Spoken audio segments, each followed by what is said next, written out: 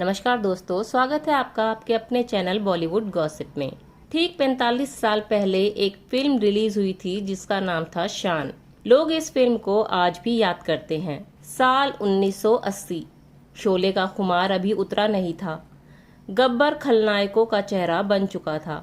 ऐसे दौर में एक फिल्म रिलीज हुई जिसका खलनायक कुटिल मुस्कान का मालिक था। नाम था शाकाल। ये एक मल्टी स्टारर फिल्म थी।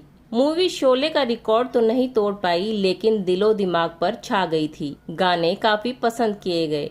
पर क्या आप जानते हैं, इस फिल्म की स्टार कास्ट पहले कुछ और ही थी। वो कौन कौन से कलाकार थे जो शुरुआत में तो फिल्म का हिस्सा रहे, लेकिन धीरे धीरे फिल्म से अलग होते चले गए। और उनके फिल्म छोड़ने के कारणों को भी आज हम जानेंगे।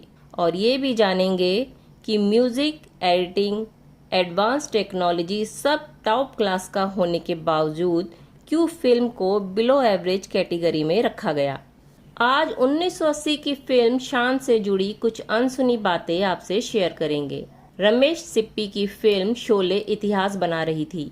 उन्होंने अगली फिल्म प्लान की और अपने राइटर सलीम जावेद से बात की। जावेद अख्तर ने रमेश सिप्पी से कहा कि शोले एक ऐसी फिल्म बन चुकी है जिसका लेवल दोहराया नहीं जा सकता। इस वक्त आपको बड़ी फिल्म ना सोचकर कोई छोटे बजट की लव स्टोरी फिल्म बनानी चाहिए। रमेश सिप्पी को ये बात नहीं जमी और उन्होंने मना कर दिया। उनका मानना था कि सब लोग उनसे बड़ी फिल्म की उम्मीद करते हैं तो उसका सेटअप भी बड़ा ही होना चाहिए। सलीम जावेद ने रमेश सिप्पी के कहने पर उसी तरह की कहानी तैयार करनी शुरू कर दी, जिसमें स्टार कास्ट बड़ी हो, एक्शन भी बड़ा हो और शानदार सेट लगाया जा सके। यानी हर तरह से फिल्म उस दौर की सबसे बड़ी फिल्म लगे। अब फिल्म के लिए कास्ट डिसाइड की गई। सीता और गीता और उसके बाद शोले में काम करने के बाद अमिताभ, धर्मेंद्र, संजीव कुमार और हेमा मालिनी तो इस फिल्म का हिस्सा थे ही, साथ ही परवीन बॉबी और विनोद खन्ना को भी कास्ट किया गया। संजीव कुमार, अमिताभ और धर्मेंद्र तीनों भाई बनने वाले थे। ईमानदार पुलिस वाला बने संजीव कुमार को विलेन मार डालता है और उसके दोनों भाई बदला लेते हैं। विनोद खन्ना उनकी मदद करते हैं।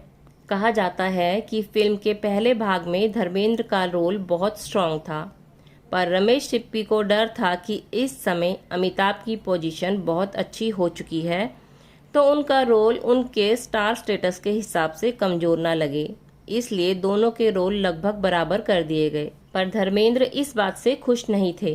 जब शान की तैयारी चल रही थी तब शोले नया इतिहास रच रही थी, पर धर्मेंद्र शोले की कामयाबी से कुछ खास खुश नहीं थे। जब शोले शुरू हुई थी तब धर्मेंद्र टॉप स्टार थे। शोले की रिलीज पर उन्हें लगा कि फिल्म तो गब्बर और ठाकुर की है। इस पर शान के समय धर्मेंद्र मल्टी स्टारर सेटअप में अनकंफर्टेबल महसूस कर रहे थे। उन्होंने फिल्म छोड़ दी। 1979 में फिल्म फेयर मैगजीन ने उनसे पूछा कि उन्होंने फिल्म क्यों छोड़ी थी, तो उन्होंने कहा, इसमें बात करने लायक कुछ भी नहीं है। रमेश सिप्पी एक अच्छे इंसान है और मुझे पसंद है, पर इस बार मुझे लगा कि उन्हें मेरी कुछ खास जरूरत नहीं है, इसलिए मैंने फिल्म छोड़ दी। इस बारे में कई जगह ये बात भी कही जाती है कि असल में धर्मेंद्र को विजय का नहीं, रवि का रोल दिया जा रहा था, जो बाद में शशि कपूर ने किया। संजीव कुमार अपने रोल से खुश नहीं थे। उन्होंने कहा कि इसमें कुछ खास बात नहीं है। इंटरवल तक तो उनका ये कैरेक्टर मर जाता है। कहा जाता है कि फिर रमेश सिप्पी ने संजीव कुमार को वो रोल ऑफर किया जो बाद में मजर खान ने किया था, पर उन दिनों संजीव कुमार हार्ट अटैक से गुजरे थे, तो वो कोई ऐसा रोल नहीं करना चाहते थे जिससे शरीर पर स्ट्रेस पड़े। फिर संजीव कुमार ने शान के मेन विलेन शाकाल की भूमिका निभाने की बात कही। एक बार को रमेश सिप्पी तैयार भी हो गए और संजीव कुमार ने रोल के लिए सर के बाल भी शेव करवा लिए, पर फिर उन्हें महसूस हुआ कि रमेश सिप्पी उनसे ये रोल करवाने के लिए ज्यादा खुश नहीं है, तो फिर उन्होंने ये फिल्म पूरी तरह छोड़ दी। संजीव कुमार की जगह बड़े भाई के रोल में सुनील दत्त को लिया गया। धर्मेंद्र ने जगह छोड़ी तो ये रोल शशि कपूर को मिल गया। अब मेन रोल अमिताभ का हो गया, जो असल में धर्मेंद्र करने वाले थे, और शशि कपूर को वो रोल दिया गया जो अमिताभ करने वाले थे। धर्मेंद्र के फिल्म छोड़ने के बाद हेमा के लिए सिचुएशन ऑकवर्ड हो गई।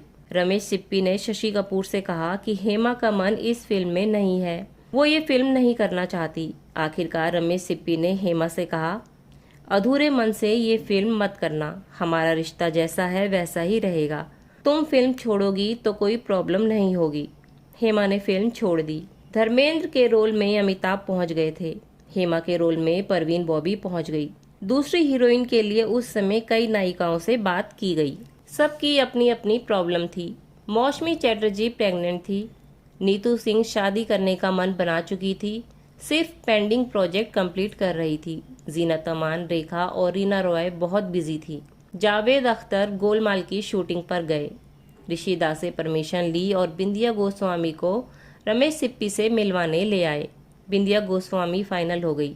कई जगह ये जानकारी भी मिलती है कि हेमा पहले वही रोल करने वाली थी जो बिंदिया गोस्वामी ने किया। विनोद खन्ना के बारे में यही कारण सामने आता है कि वो उन दिनों फिल्मों से संन्यास लेने की बात पर काफी उलझन में थे। उन्होंने फिल्म छोड़ दी। ये बात भी सामने आई कि विनोद खन्ना कुछ दिन शूटिंग कर चुके थे।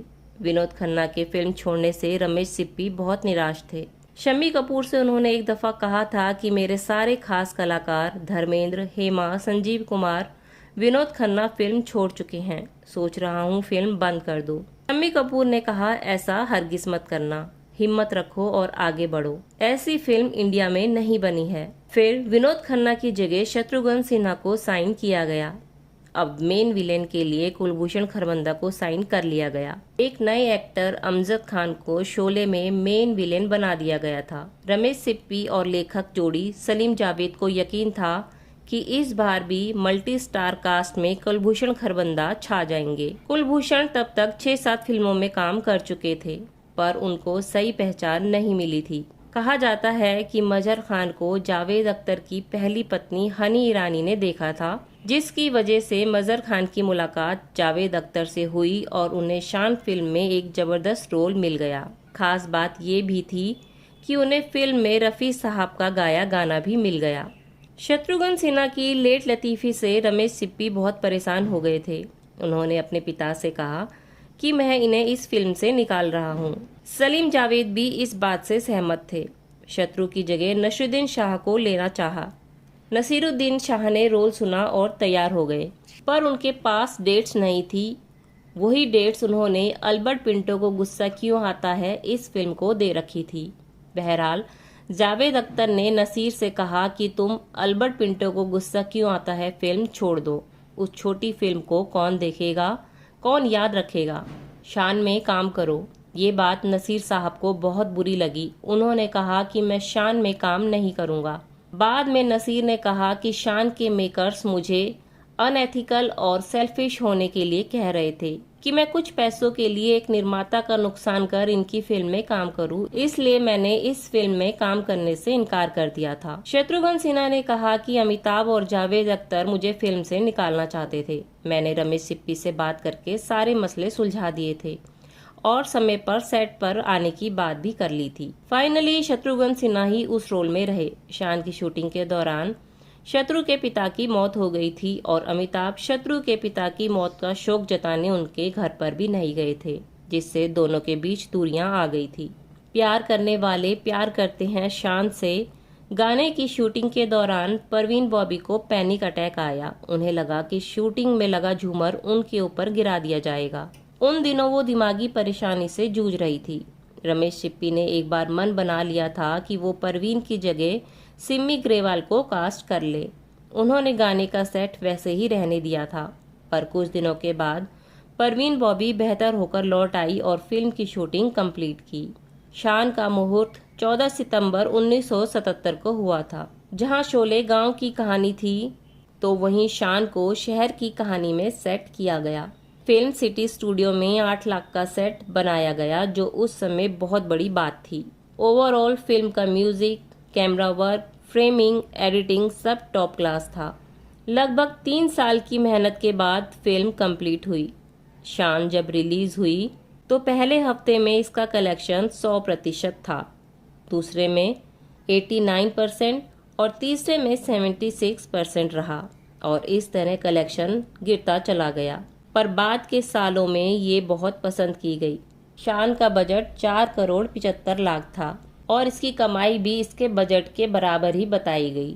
इसलिए इस फिल्म को बिलो एवरेज रखा गया। हालांकि बाद के सालों में ये फिल्म लोगों को काफ़ी पसंद आने लगी। शान से जुड़े ये किस्से अब यहीं समाप्त करते हैं। आपको ये जानकारी कैसी लगी? कमेंट बॉक्स में ज़रूर बताएं।